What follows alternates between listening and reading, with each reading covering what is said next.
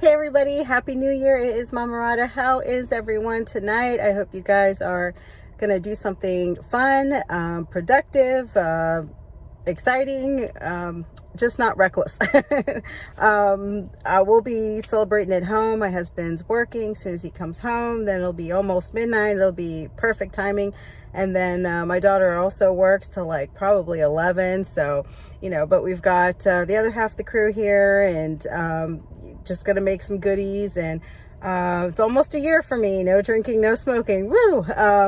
And we do, it's like a tradition, sherbet and the sparkling fruit juices. They have like Martines, or whatever. There's Welch's and different ones, and it's just sparkling fruit juice. You can find it in the juice aisle, and they're very good. So instead of champagne or anything else, it will be the fruit juices and the sherbet. So the kids like raspberry, and then we also have like the orange one. So we do two different ones.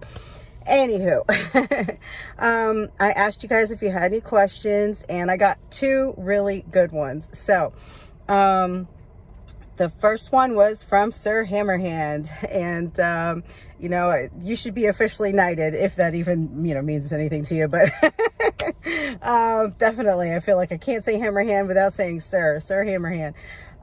Anyway, God bless and thank you so much. I'm just so humbled anytime that you mention my name or write any comments or just anything. I really appreciate it.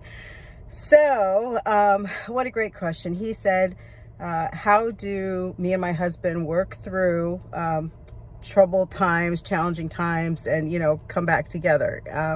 And this is fantastic, because really, in order to make it a relationship, a marriage together for years and years and years, you're gonna have to make it through the trouble and the hard times. So we've had different kinds of hard times for sure. The things that came to my mind, when, for example, because I feel like there's three categories. When daddy did something that I felt was wrong, I'm upset about it. When I've done something that daddy thinks is wrong and he's upset about it. And then life, and everything else goes under the life category. So I guess I could start with life. That's definitely a team effort. And it's interesting because men and women completely react and respond differently to life's challenges and situations. We usually think differently and, have different ideas on how something should be solved or fixed, or how to react to something. So the one thing that I learned a long time ago was to lean on my husband's leadership. I get very emotional. I get very overwhelmed with situations, and it can make me really upset, and I cry. And he's been really good at, being firm and just still being loving and caring, and saying, listen, honey, it's going to all work out. One way or another, we're going to get through this. It's going to work out, And I've really appreciated that. And basically, he's confessed, that sometimes he's just faking it till he make it, and sometimes he's not sure how the heck it's going to work out, but he's just determined that somehow it's going to. So he kind of, gives me that strength, and I really appreciate that. And because he is the man of the house, he is the boss, he's my leader, I follow what he thinks is a good idea or the right thing to do. There are certainly occasions when we don't agree, when I'm actually like, oh no, honey, I think we should do it like this, especially if it has to do with the kids, because I am a softie. And I'll be like, oh, maybe not so harsh, and I have to still submit to whatever his idea is or his plan is. I can give him my apprehensions or concerns, and then he may think about it or whatever. He may adjust a little bit to what I'm saying or what my idea is, but very often he'll just go through with what he thinks is the best thing to do, and okie dokie, awesome. In the beginning of our marriage, I fought it, and I didn't understand. I thought I was standing up for my rights and all this stupid stuff. And then thank God I went to, that little church, that little storefront church, and learned the true word of God. and realized that God would bless me and bless our family if I just yield to him pleasantly. God will have our back. He'll make sure that it works out for our good, even if my husband's idea or plan doesn't work out the way he wants it to. So that has been something that I've lived through over 23 plus years now. And, you know, so leading on my husband's leadership is really, really huge. And the fact I've believed in him and trusted him means so much to him. And that's what women need to understand. It's like men will actually ask you more what you think about things and whatnot if you've shown that you trust him, and you've shown to be trustworthy, you know. So, you know, men definitely, what I've seen is they really, really care about how you feel, but they're not going to sacrifice what they think is the right thing to do for their family just because of your feelings. So, you know, it's been a good and hard lesson for me over the years, and sometimes I still falter and get upset about things. We had a whole fight with our mortgage company, and he did fantastic. I mean, he never stopped believing that, you know, things would work out. We'd figure it out one way or another. And I will say that my emotional side paid off in one respect. I wrote some letters to like some of the top people in the company, and that did help us move things along with some expediency. And you know, so he was very happy about that I took that upon myself to do. So even though I say it's emotional, that was still a smart strategic thing to do in our situation. So it's not like I sat there crying and then that's how I was emotional. I at least put it to work and did something useful with all that, you know, concern that I had about everything that was going on. Okay, sorry so long, but it's really important. Other type of situations, money. I have over the years definitely disobeyed our budget. I've done tremendously better. He's so much more happy with me. I didn't really understand, shameful, didn't really understand. I really did kind of think that money just grew on trees or something, and I would take, you know, my daughter shopping, and, you know, we were doing all these Disney trips and stuff, and my husband was like, look, a little bit's okay, budgeting's okay, but you're just all out like anything goes, and we can't live like that. We have to pay our bills. And what happened was he made me do the bills for a period of time, and I hated it, but it made me learn. Okay. And he was on me, like, he's like, okay, tell me the bills that you paid. How much did you have? How much do you have now? Like, he forced me to basically go back into high school and accounting and with real life, and realize how valuable the money was, and how you only have so much of it. And we have a lot of stuff going on. The money goes everywhere. So anyway, you know, I greatly appreciate the fact that he made me suffer through that, because I did need to learn the value, and I have done much, much, much better, tremendously better with all of that. And money is a huge point of contention in many relationships and marriages. So that was really super important, because I'm a good wife, but if you spend too much, you're causing your husband stress he doesn't need to have. And that's basically what was happening on occasion. You know, I'd go to a friend's jewelry party or something, and we didn't really have like, oh, this $250, but honey, I got it all for free. I just had to pay the shipping and taxes, you know. And he's just like, oh. So anyway, money was very important. Early on in our relationship, me going out with the girls and that kind of thing, I thought was like, oh, what's the big deal? Everybody does, you know. And he was like, no.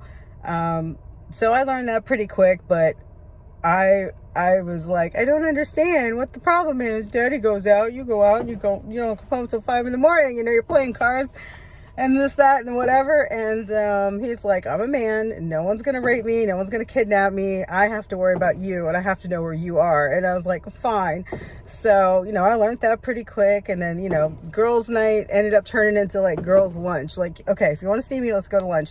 And then it became, all right, if you want to see me, just come to church with me, or you can come over to my house and we'll have coffee or something. So that's basically, you know, how I dealt with that. And I did definitely lose friends. But whatever, you know, because if they're really your friend, they're going to figure out a way just to see you under your circumstances. Let's see what else. People he didn't want me to talk to, I had to deal with that. So basically, you know, children, money, in like tragic situations that happen, definitely test your ability to stay together, work together, not freak out on each other. It brings out kind of either the best in you or the worst in you, you know. And I'm very, very grateful that even if we've been really upset about things, that we draw closer together. So I'm super grateful for that. Which leads me into when I've done something wrong and he's mad at me, I know that, number one, I immediately apologize, you know, and sometimes I didn't even realize what I've done wrong, and he'd have to like explain it to me, which he was really, really annoyed about. But I'd be like, I don't understand, you know, and he'd say it, and I was like, oh, you know. And early in the marriage, I'd say things or do things that he saw as very disrespectful, and I was like, I didn't know. So there's a lot of things I had to learn. But whenever I've messed up, you know, or spent too much money, you know, usually I got caught before I confessed. Sometimes I confessed, and then, you know, punishment would ensue, basically. And you know, I'd want to talk to him about it, and I would have to wait. I used to try to force it, but then I realized he needs to cool off. He's mad. He's in his cave. He's doing whatever. And if he doesn't cool off, he's going to explode. So it's actually better I just leave him alone until he's ready. And when he's ready, then he sits down and he talks to me. Sometimes he might yell. Sometimes he might be quite forceful. Other times he's calm. But, you know, he'd go over X, Y, Z. This can't go on. This blah, blah, blah. You did this wrong. You know, it usually had to do with something dumb I did with the kids. Or, you know, I broke a rule with the children or something like that, or money. It's usually my two things that I did that were stupid. And when I used to drink, he might get mad at me about something like that. You know, maybe I had a drink with a girlfriend at the jewelry party and I wasn't supposed to, and I got in trouble for that, things like that. About 13, 6 plus 5, 11, about 11 years ago, when I finally was brave enough to ask him for domestic discipline, then that brought a new, what do you call it? Whatever, I can't think of the word right now, but a new dimension to the daddy's mad at me scenarios or situations. And basically, previous to any possible spankings and whatnot, I would be punished. Like, he'd take away my credit cards. Okay, you've spent way too much. This is like 3 times now, whatever. Give me all your cards. He'd take my cards. He's taken my bank card before. He's like, you're on a cash only budget, chick. So, you know, he's had me look up things and write about it. He's like, oh, since you don't understand this, you're going to learn about it. He's told me to go to bed early if he felt like I was just all up in his conversation with his boys or whatever. And he's like, okay, good night. You can go to bed now. I'm like, I don't want to go to bed. So I've been punished in other ways. But then, you know, I was like, yeah, I need that, daddy. So we added that to the repertoire of disciplinary reactions. And that all depends on him and how he feels about a situation or whatever. And sometimes it's like the funniest, smallest thing. He'll just think, you know what, you have an attitude. He'll go the little wood rod thing and just pop, you know, little pow, pow. And, you know, it doesn't take much. I mean, you get an attitude adjustment pretty quick. So I actually would prefer that he would just take it out on my behind instead of like being mad at me and you know, and the daddy and the yelling and the sternness, and I hate disappointing him. It breaks my heart. That makes me so sad. So, but he's like, nah, it's not that easy, you know. So yeah. So I just wait, and usually it doesn't take too long. You know, we don't hold grudges against each other, but it doesn't mean we haven't hurt each other, and that we might be cautious about something for a while or something over all these years. I mean, it's been a really long time. So, you know, that's pretty much if he's upset with me for doing something. You'd think, what in the world could daddy do to make me upset with him? Well, besides for sometimes I thought being harsh on the kids, what really, really got me was, of course, you know, what was it? 2019? Yeah, 2019. The fall of 2019. With the whole conversation with our old friend who I never liked, but then I actually became friends with her after this whole thing, and God bless her. I send her a Christmas gift every year, one for her daughter, you know, and it's just crazy because you think that people talking trash or whatever, you know, I'm not saying that's a great thing to do. I don't think that's very good, but I took it so hard because he's the only man I've ever loved since I was 14 years old. And as far as I knew, the way that he is, the way that he's ever been, is that he loves me to death. Like, he's crazy about me. So I couldn't understand. This is how naive I've been, because I lived in a bubble. You know, I couldn't understand how it was possible to write anything to this person and that it just was trash talking, didn't mean anything, you know, had a bottle of Crown that night, and you know, it was nothing. And to me, I'm like, my whole world was shattered.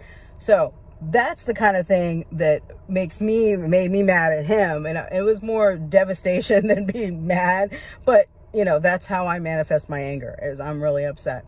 And when I slept in the car in the driveway that night, I was so upset.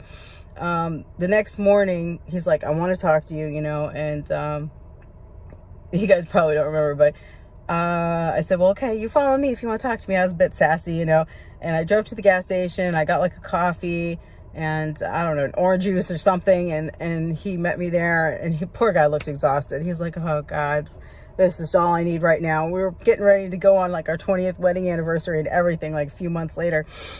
And so he goes, okay, you know, where do you want to talk? I said, you follow me. So I drive him down this back road, and they were not yet doing construction and stuff. And it was just like this long, lonely, dark road that led to nowhere. And he was like, he told me later, he was a little concerned, like, where are we going? Are you going to take me where they won't find me? And actually his friends told him, he said, if you ever mess up again, don't ever go down that road again. Anyway, it was just hilarious. So we go down there, and I get out, and I'm like, why, blah, blah, blah. You know, how could you, blah, blah, blah. And he's like, I'm telling you, I was drunk texting. I'm telling you, it means nothing. We're just friends, blah, blah, blah. And literally everything he told me from the beginning was the truth. But I had to like go through this whole thing of taking it to the extreme, like this was happening because he works so much. So I was like, this happened, this whatever. So anyway, at the moment, okay, I'm so sorry, I'm not answering this very well, but I'm just telling you what happened. So even at that moment, he's like, do you want me to go stay at my mom's while you're figuring? I said, no, of course not, no. You know, and he's like, I love you more than anything. You know, I didn't mean to. I'm so sorry that I hurt you, and blah, blah, blah. Right. Immediately, you know, we embrace, and I kiss him, and it should have been resolved right then. But because I was so shook about the whole thing, it took me time. It took me probably 2 years to go through this whole thing, to the point where, you know, I was like, do you want a second wife? I mean, we went through a whole thing, because I was like, bump it. And that's the same time I was listening to Kevin Samuels, which is why I'm forever grateful to him, because I did not understand really that, you know, a man can control himself. He can be with just one woman, That doesn't mean that things don't go through his mind, that he doesn't like looking at pictures of all these gorgeous girls, whatever, or, you know, throwing some stupid compliments out there. You know, it's like back in the day, all you had was your Playboy magazines, Hustlers, whatever. You didn't have the internet access to be able to like not really shoot your shot, because you know it's like basically impossible. You know, I mean, these girls are getting ridiculous amount of comments from men, but you know, anyway, it was really a reality check for me. And then I learned from Pastor Dowell about, you know, polygyny, man marrying more than one wife was biblical. And I asked my pastor, and he's like, yeah, well, actually that's true.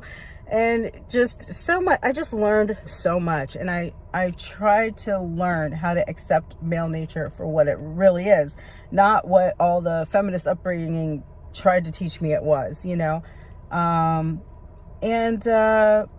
So, you know, again and again and again, he would keep reassuring me, keep talking to me. I must have talked to him like, I don't know how many times about all this. And he tried his very, very best. I mean, and he still does.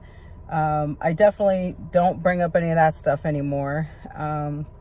That's all, you know, done and gone. And I'm grateful that I answered my own, whether it's curiosity or insecurities or whatever. But I actually, again, I became friends with that girl, lady, whatever. And to the point where I invited her to go out with me to lunch, to go over here, go over there. She wanted to be friends with us. But he knew that I would be all like jealous and like, no, you're not, you know, no. So, now as it turns out, she's in a relationship where she can't even have any friends. She can't go anywhere like without him being there, or, you know, it's a very controlled situation. And for her, it's easier to just stay because they have a daughter together. The daughter's happy. She loves her dad, and she just deals with it. He does whatever he does, and she just deals with it. So, you know, for her, it was an outlet. For him, it was whatever, you know, just being a guy, an outlet. I had been for years, and especially those few years, ridiculously feeling responsible and obsessed with trying to help someone close to me with their alcohol problem and their kids and all this stuff. And I took way too much burden on. I'd cry about it. I was depressed about it. And he felt like, well, you won't listen to me and stop talking to them. So he didn't know what to do about it, you know, and I feel really bad about that. And then our oldest son went through a whole tragic situation, and I took that really hard. And anyway, that's actually how I ended up getting on the medical marijuana, which has been a year for me not smoking. So yay. And it was about 2.5 years I did smoke. And at first, again, it did help me, blah, blah, blah. I'm really digressing. But anywho, so I'm just saying that even though we have amazing sex and you know, multiple times a day and all this kind of stuff, that's not what he was missing. It was more like, come sit down with me and watch TV with me. Come snuggle with me. Like, as big and burly as he is, he wants me next to him. He wants me to do things with him, you know, and I would be on the phone and talking to so-and-so and listening to their problems and all this and that. And, you know, I just think that I did not help that situation. So anywho, so basically when I've been angry at him, I try to get an understanding of why whatever happened, you know, and I try to accept what it is that he's telling me of why something happened or whatever it is. And I am very, very forgiving. And honestly, he really is too. And so we're very forgiving of each other. We have a lot of grace with each other. And at the same time, I know that there's lines that I cannot cross and I don't want to cross, because he would just bye-bye, you know. I've never pushed him to that point, because he says, he's the nicest asshole you've ever met. So, you know, and when there's things that I've wanted to talk to him about, whether I was still upset with him about something, or whether I did something wrong, or whether it was life, I learned to do like Esther, where she would let her king know my Lord, if you're pleased with me and you find favor in my sight, I'm requesting, a time that I can talk to you. And I had to learn that I couldn't just say whatever I was thinking or ask whatever I was thinking right there on the spot. I had to wait until the right time. The man works his butt off. He can't just turn it all off and listen to what I have to say, unless it's some sort of desperate emergency, but that's very rare. If I'm just trying to talk to him, then it has to be when he's ready and it's on his time. So that's one of the best things that I ever learned how to do. And it helped so much, where then he was willing and ready to listen to me. I didn't try to force him to listen to what I had to say at that particular point in time. So, again, I've known him since we were 14. He's the same guy, basically, just, stronger, sexier, more confident.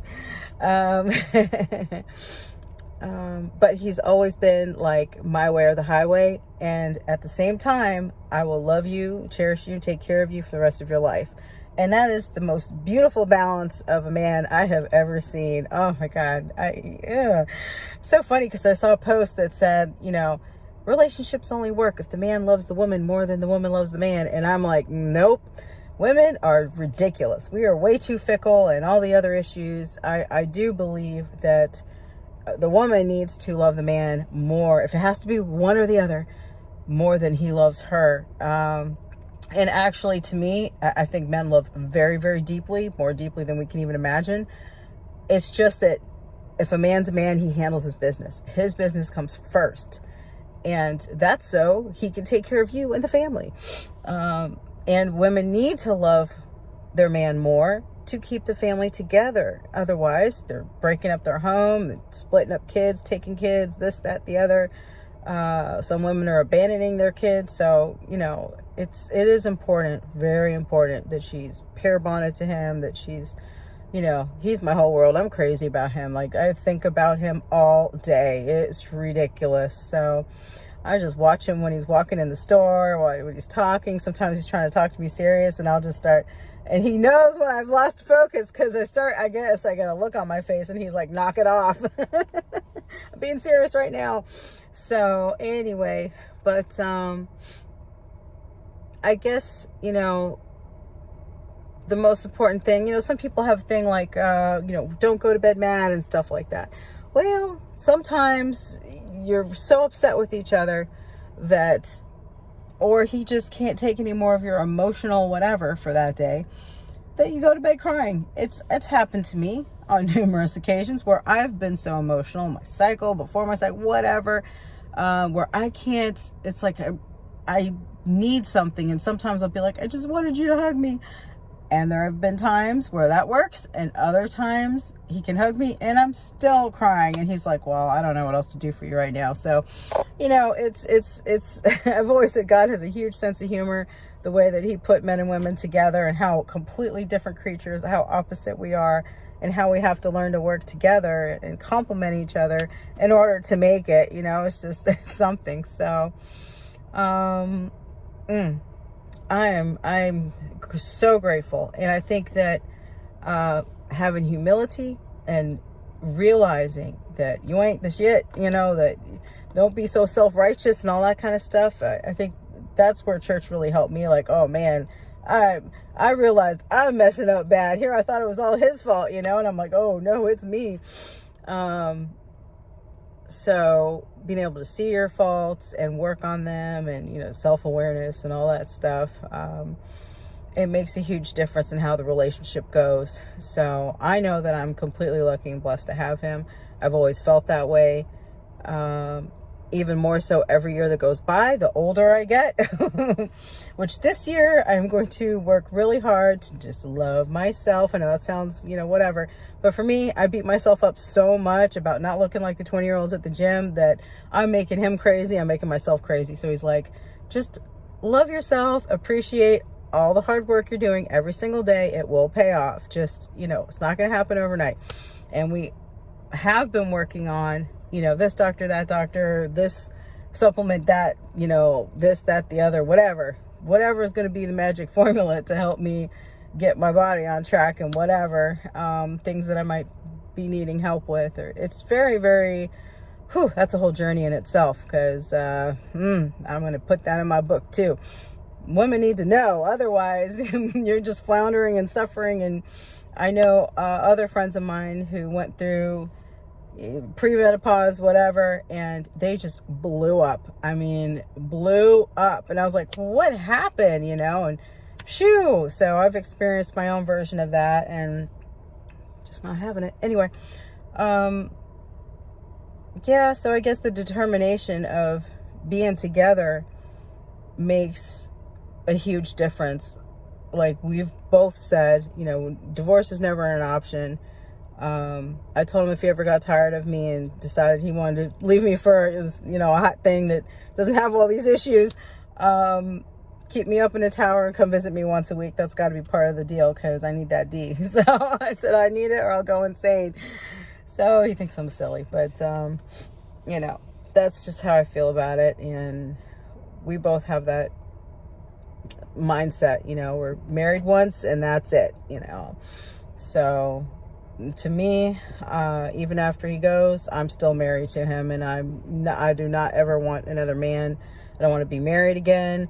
I just they wouldn't be able to deal with me, because all I would talk about is my sexy loving master who I miss so much, you know. I mean, who could deal with that? So forget about it, you know. I'll just be all about my kids and grandkids, and that's what I want. So I'll go volunteer and stuff. Okay guys, it's super long. I didn't get to the other question. I'll just do another video. So you know, I really, really appreciate everything, all the support. You guys are awesome.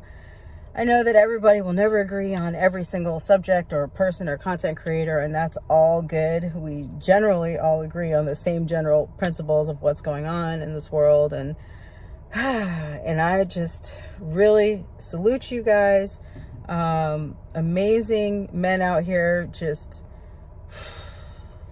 you guys are like an army of support YouTube. Anyway, and the men need you, the boys need you, you know, the young men need you, and the women need to keep learning and listening. And yeah, if there's going to be any hope, or at least the rebuilding of society, we'll see how it all goes. Get your popcorn and let's just watch the show. It's quite something. Anyway, I hope that was helpful. And it was a lot of stories, but I was trying to think about, well, it's not just any old fight. It has to be, what's the particular, you know, it's 3 different ones for me. The life situations, when he's upset with me, totally different than when I'm upset with him. But anyway, I hope it was helpful. All right.